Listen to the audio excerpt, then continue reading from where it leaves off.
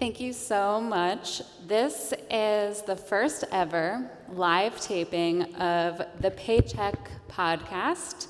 I'm your host, Rebecca Greenfield. For those of you who are not familiar, the Paycheck is a mini-series that Bloomberg has done on the gender pay gap. Last year, over 6 episodes, a group of Bloomberg reporters and I dug deep into a $28 trillion global mystery: why women still make less than men. This year, we came back for another 6 episodes, and we dug into one of the biggest causes of the gender pay gap, and that is the hit that women's earnings take when they have kids. The last episode, the finale of that season, just dropped today. I'm really proud of it. It's amazing. And if you're here today, I know you're interested in these issues. So I think you should listen to it. I'm biased, but it's really, I learned so much, and I've been reporting on these issues for a really long time. And if you don't know how to find a podcast, you can personally find me, and I will put it on your phone for you. If my grandma can figure it out, I am certain that you can. So let's get to our panel, which is about, well, that brings me to my first point, which is that I am clearly not from here. I'm from New York in the States, and we use the term soccer, which I think might be blasphemous, so I'm gonna try my hardest to say football, but I really apologize if I slip up. So thank you guys so much, ladies, women, so much for coming to this panel. And I think I wanna start with just acknowledging where we are today in the women's sport. And I wanna hear from all of you, from all of your perspectives, but I think Kelly Smith, who, you had a 20-year career playing. Give you a minute. I just feel like a bit of Britney Spears here. Yeah. The Britney Spears of football is what you are. Oh. Technical difficulties? Well, I will just, yeah. You can just use the mic. Thank you. So Kelly, you have, played the sport. Thank you. Okay, restarting.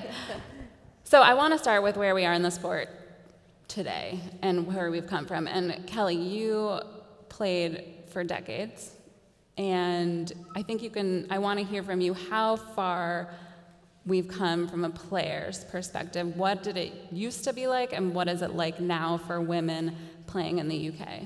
Okay. Hello, everyone. Thank you for allowing me to speak at the conference today. It's a pleasure to be here. Like you said, I've played, pretty much been a footballer my whole life. I'm 40 years old now, retired a few years ago. And when I first started playing the game of football, I was having to pay to play. So I was paying sub fees, referees fees, paying for the pitches, paying for the stadiums that we were playing in. It was really at the lowest of the low. When I was playing for England at the age of 16, the pitches that we were training on were very muddy, very boggy. Some of the pitches had dog poo on. It was the lowest of the low that you could be. And obviously the way the game has grown and the state that it is now from where it was to then. We were also playing in men's kit, so a big oversized shirt, big baggy shorts, socks that didn't fit. But we weren't complaining at that time. That's just how it was in women's football. Now I look at the state of the game 20 odd years ago, having retired. I see thousands of people interested in the women's games turning up. We recently had an FA Cup final at Wembley, Manchester City v West Ham, where 44,000 attended the game. We have the Women's World Cup this year, which for me is going to be the most special tournament with the most watched viewing figures, because the BBC are covering all the women's games. When I was playing, people used to say to me, why do you only play one game a year? And I'm like, what? We have a whole season, but they only used to see one game on TV, and that was the FA Cup final. So, people were a bit deluded, thinking that we only played that one game. But yeah, as I said, the World Cup is this year, and the England Lionesses have a fantastic chance of reaching the final and progressing out the group stages to the final. And I think the game is in such a big, healthy state. More brands are coming on board, more sponsors are interested in the game, so it's just in a fantastic place. Yeah, that's really wild to me that just 20 years ago, women were paying to play something that I think we consider a profession now. Kelly, I want to hear about the state of play from a league standpoint and where we are now and how it's professionalized over the last recently. Yeah, no, sure. So the Women's Super League went fully professional this season, just finished, Arsenal.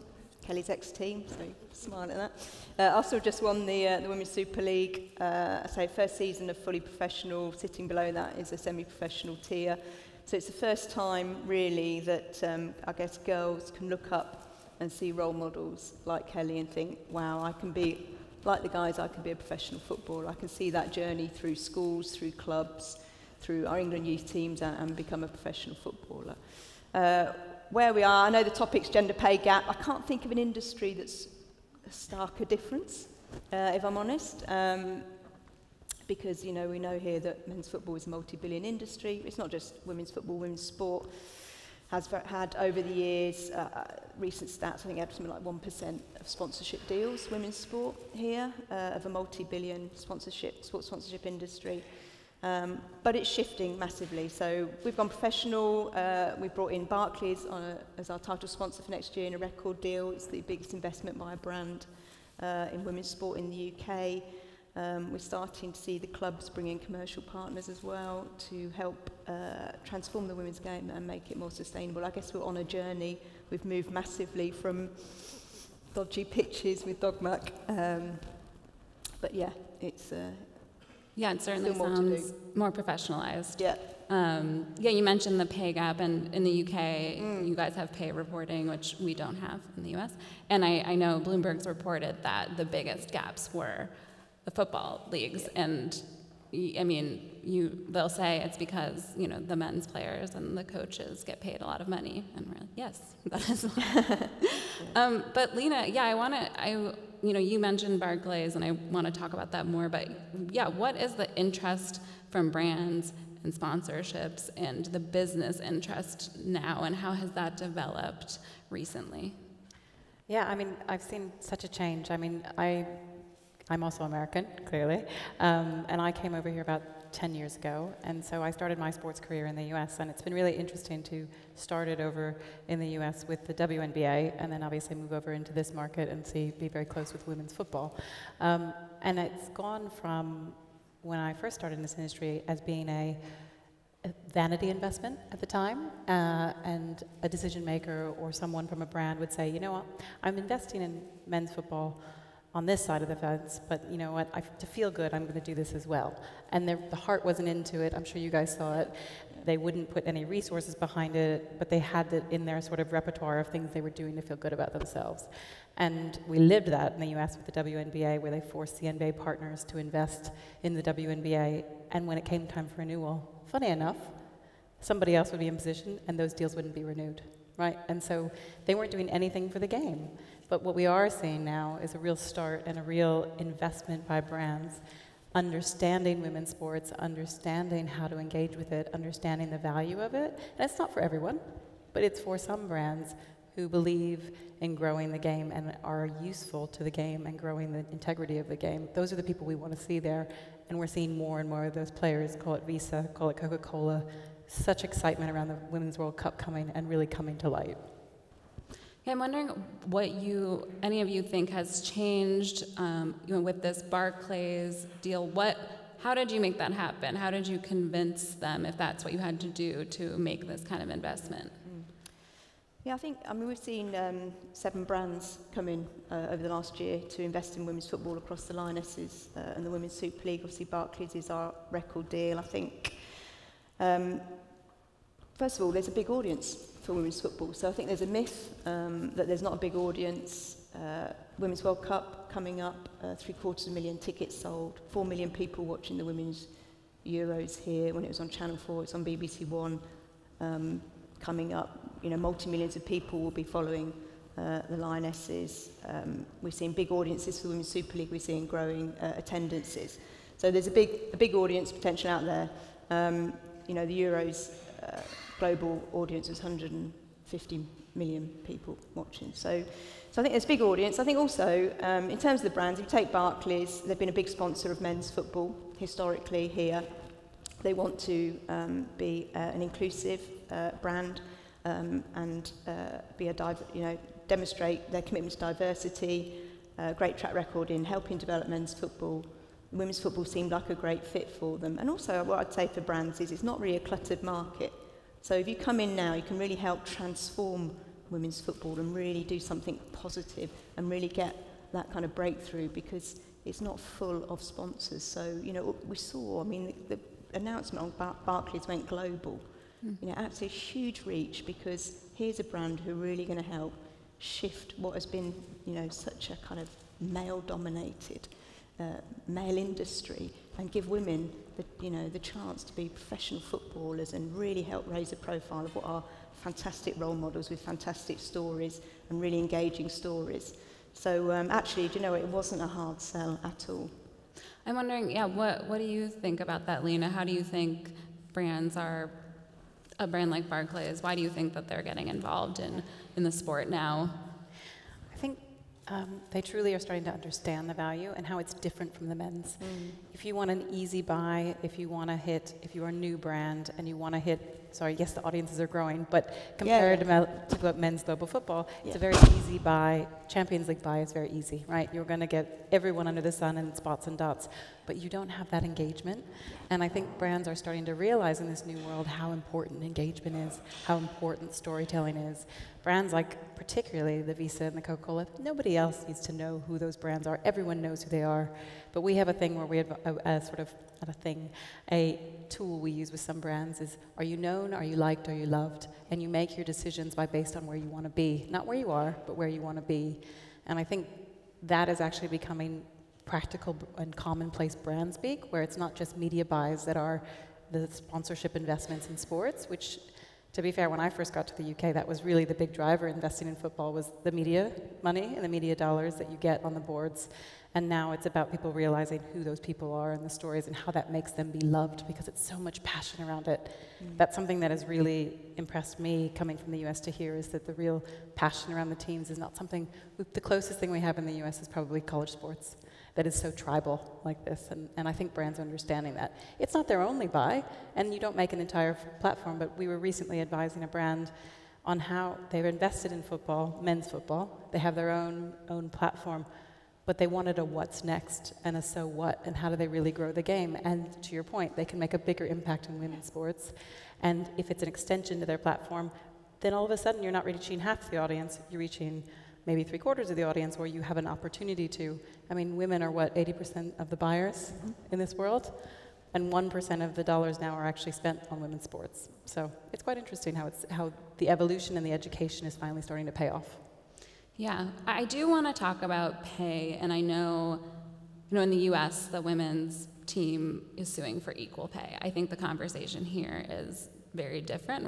We're definitely further away from that here. And Kelly, I'm wondering, how you think we move that conversation forward, or where you think we are in the equal pay fight. It's hard for me to kind of justify our England players, earning what the men play because of the TV revenue, the sponsorship that comes through. I can totally understand the US lawsuit.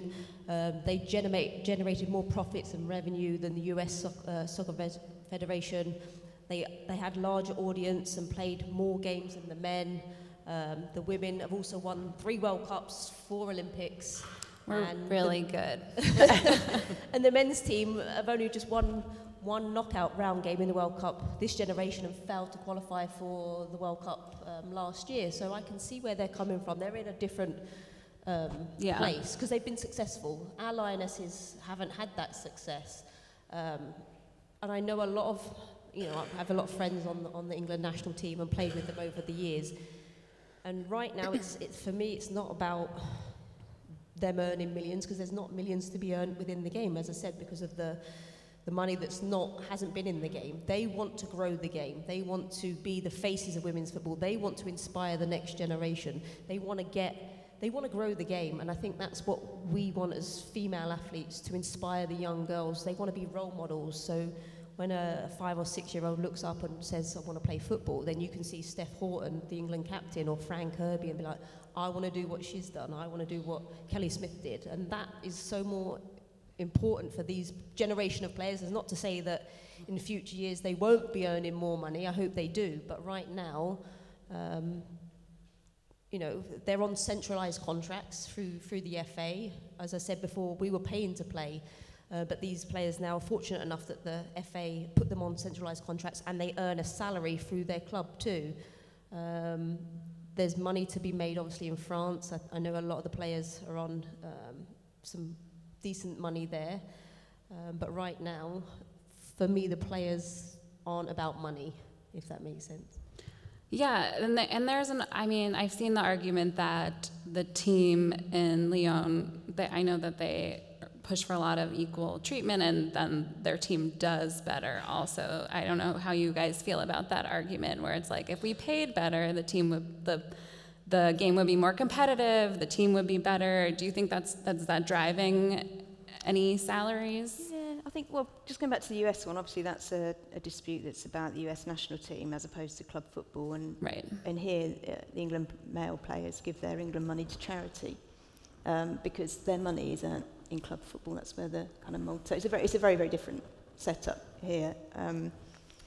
So I think going back to what Kelly was saying really about the players here, I think it's about sort of building the game. It's great if a club, women's football here, professional women's football is funded through men's football money. That's the reality of the situation at the moment, is reliant on men's football money. For me, the priority is to help make the Women's Super League sustainable in its own right, so it's not reliant on, I suppose, subsidies, for want of a better word, from men's football, because with that comes vulnerability. So we've seen clubs where you get a change in owner, or men's football money's cut, they're relegated, the women's club goes, or it goes from being professional back to amateur. So I think the most important thing in terms of the journey of the women's game here, through Barclays, through TV rights, through sponsors, through working with the clubs to get the right infrastructure in the clubs and capability to commercialise the game and grow the audiences, we can stand on our own 2 feet. That's the next big bit of the journey. I think we can get there in sort of 5 years. That's more important, really, in some ways, than thinking about having, I suppose, a conversation about, are women footballers going to earn, a handful of them earn, well, they're not going to earn what men earn because they're earning, 300, 400, 500k a week. I think the next big step for us is to make it sustainable, so women's football can protect itself and look after itself, if that makes sense. Yeah, I'm wondering, what would you do if, being sustainable is definitely the next step, but if you had all the money that the men's team had, what would you do? How would you grow audiences? Yeah, what would your strategy be? If I had that amount of money. Yeah, so much money. I would need a strategy. I could retire. I think what's, the link to growing commercial revenue, we've got to grow audiences. So we've got to work hard to build our attendances. We've got to get the right, get our TV deal where we can really, we've said the biggest priority for us over the next few years is to get more and more eyeballs on the game through the right, TV partners, through social media, through short and long form content. We're looking at developing our own over-the-top platforms we distribute games directly to our fans, etc. We've got to build the audience is our big priority. Yeah, and with that will come, obviously, and I know there's been a lot of headlines about record-breaking audiences, but on average, it's still pretty low. So yeah, maybe Kelly, what do you think about building the audience? How do you think that can happen from a player's perspective? It's about exposure, getting the games, like Kelly said, on TV. It helps when the national team is successful. So I know in 2015 the Lionesses had a fantastic following, reaching, peaking figures, even though there's a massive time difference from Canada to England. This June into July in Paris, I'm hoping it's the same time difference, so a lot more people, thousands, millions of people will be able to watch and really follow the Lionesses, and it helps them that they do well. If they not get out of the group, I think that's a devastating impact that it could have on the women's game. I don't see that happening because of the quality that they have in the squad and the manager that they have. I see them at least reaching the semi-final, and having that exposure, put on BBC and you can see the team play and perform, and the product's there now. Probably when I was playing, 8, 9, 10 years ago, the product probably wasn't there. The quality on the field wasn't there. Now it is. You can see a high level performance. Yes, the game isn't as fast as the men's game because women are built differently, but it's a game, if you want to watch football, it's a different game, and you have open eyes with it. And I, say to anybody, give women's football a chance. If you watch it at high level, England v USA, you're going to enjoy the game because of the quality on the pitch, the technique that the players have, the vision, the endurance. It's a fast physical game for the women's game. And I think once you see that, then it will win a lot of people over. And it's about having that exposure. Then, okay, yes, you've seen the Lionesses get out of the group, into the semi-finals, into the final, won the World Cup, whatever. But then can we get that fan base to come through the gates and watch an Arsenal, a Birmingham, a Reading, a Man City, a Chelsea, and come out on the weekends and support the club game, and not just the international level? Are you guys convinced at her pitch to watch women's football work? I'm ready. Well, I was already going to watch the women's USA team win. So, I'm wondering, Lenah, since you work outside of the UK also, what is happening in the rest of Europe, and what kind of attitude is there towards the World Cup? Because it sounds like in the UK there's kind of a lot of pressure. There's a lot riding on it, and I'm wondering what the attitude is elsewhere. Yeah, I think it's definitely the strongest here in the UK. I think there's definitely been a lot of rise. I think it is the year, just coming off the Sports Industry Awards, it's sort of the year of the woman in the UK sport. I don't know if you ladies feel the same as well, but there's a lot of excitement here.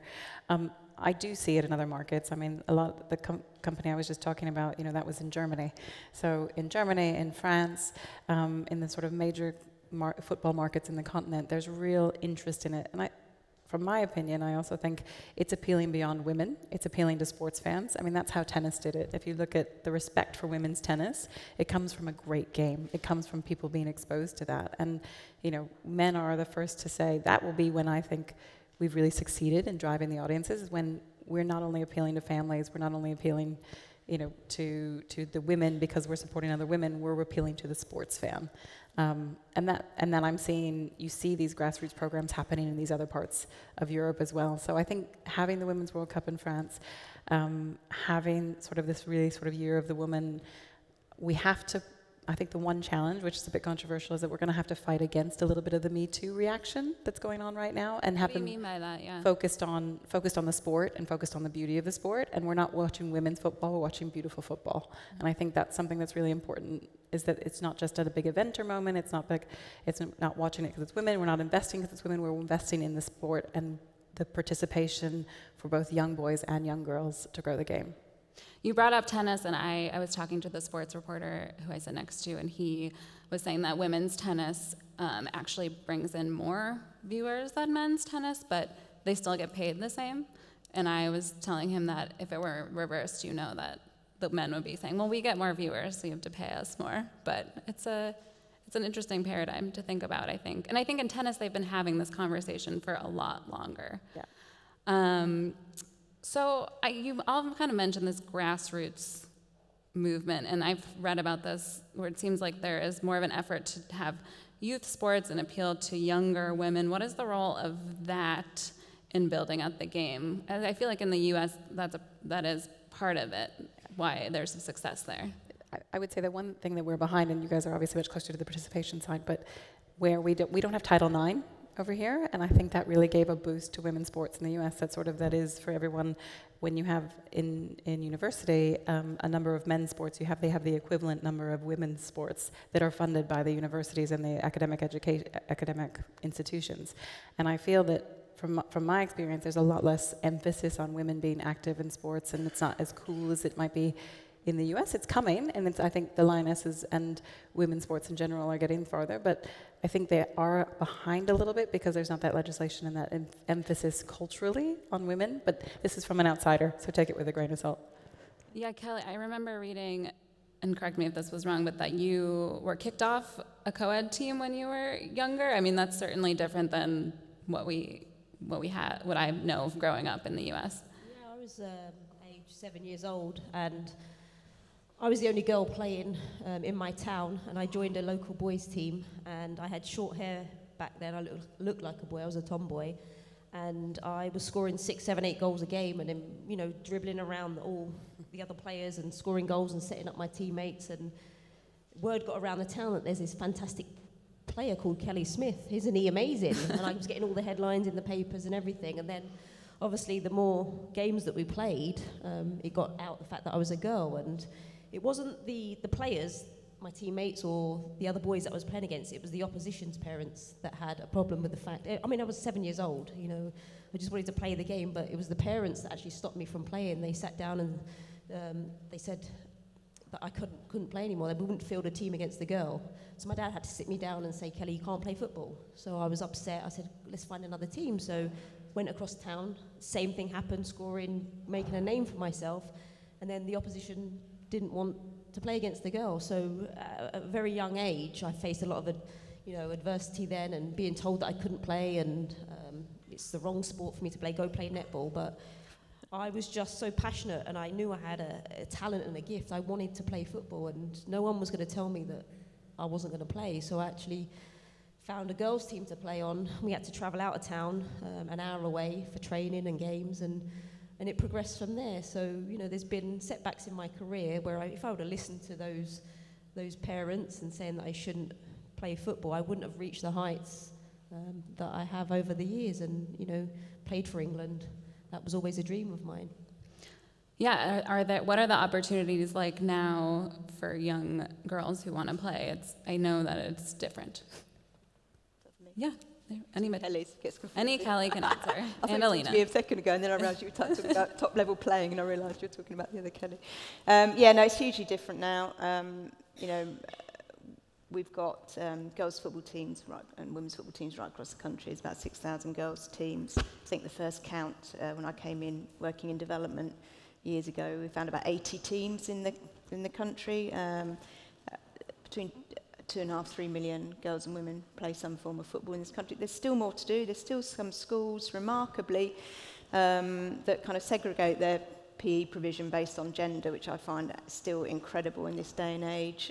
Part of the Barclays sponsorship is to try and to work with us to try and make sure every girl gets a chance to play football in schools, because 96% of boys play football in schools, either in the curriculum, outside of the curriculum. So there's a big focus from us as a governing body to get football in schools, to develop girls' football in our clubs.